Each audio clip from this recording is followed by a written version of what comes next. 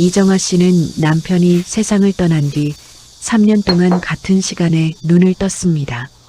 아침 햇살은 변함없이 들어왔지만 집안은 늘 비어있는 느낌이었습니다. 식탁에는 늘 두 사람이 쓰던 자리가 그대로 남아 있었고 정화 씨는 그 자리를 치우지 못했습니다. 아이들은 각자 바쁜 삶을 살고 있었고 안부 전화는 점점 뜸해졌습니다.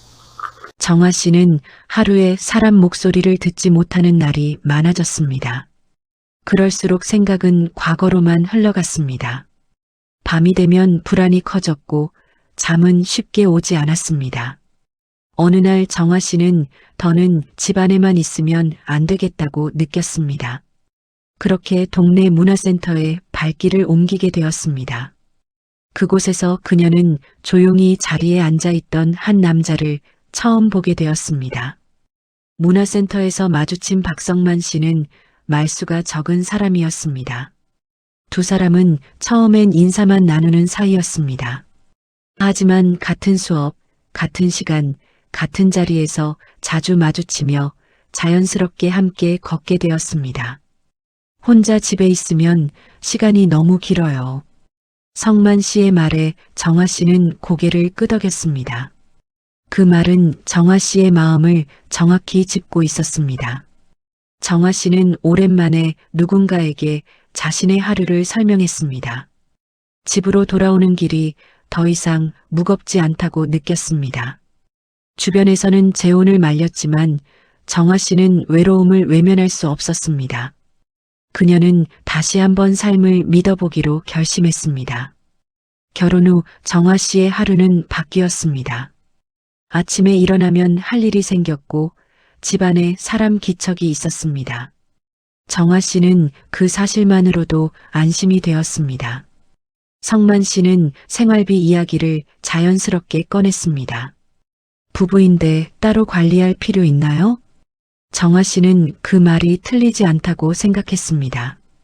통장은 하나로 정리되었고 지출도 함께 관리하기로 했습니다. 정화 씨는 그 선택을 깊이 고민하지 않았습니다. 그저 함께 사는 삶을 지키고 싶었습니다. 그 선택이 어떤 결과로 이어질지는 아직 알지 못한 채 말입니다. 정화 씨는 평소처럼 통장을 정리하던 중 낯선 숫자들을 발견하셨습니다. 기억이 없는 출금 내역이 며칠 간격으로 반복되고 있었습니다. 처음에는 단순한 착오라고 생각하며 넘기려 하셨습니다. 하지만 날짜와 금액이 일정하다는 점이 마음에 걸렸습니다. 정화 씨는 통장을 덮었다가 다시 열기를 여러 번 반복하셨습니다. 머릿속에서는 괜한 의심을 하는 자신을 탓하는 생각이 이어졌습니다. 내가 요즘 깜빡깜빡해서 그런가. 그렇게 스스로를 달래보았지만 불안은 쉽게 가라앉지 않았습니다. 집안을 둘러보는 시선에도 이전과 다른 경계가 생겼습니다. 정화 씨는 처음으로 이 결혼이 자신을 보호해주고 있는지 고민하게 되셨습니다. 정화 씨는 며칠 동안 조용히 생활비 내역을 정리하셨습니다. 메모지에 날짜와 금액을 하나씩 적어 내려가셨습니다. 그 과정에서 일정한 방향으로 돈이 빠져나가고 있다는 사실을 알게 되셨습니다. 생활비로 쓰였다고 보기 어려운 지출이었습니다. 정화 씨는 한동안 그 종이를 바라만 보셨습니다. 믿고 싶지 않은 마음과 부정할 수 없는 현실이 부딪혔습니다. 설마 그런 사람일 리는 없지요. 하지만 확인할수록 의심은 확신에 가까워졌습니다. 정화 씨의 마음에는 분노보다 허탈함이 먼저 찾아왔습니다. 그동안 자신이 지키려 했던 것이 무엇이었는지 돌아보게 되셨습니다. 정화 씨는 혼자서 감당하기 어렵다고 느끼셨습니다. 그래서 조심스럽게 외부의 도움을 찾기 시작하셨습니다. 모든 상담은 남편 몰래 진행되었습니다. 정화 씨는 감정을 드러내지 않으려 애쓰셨습니다.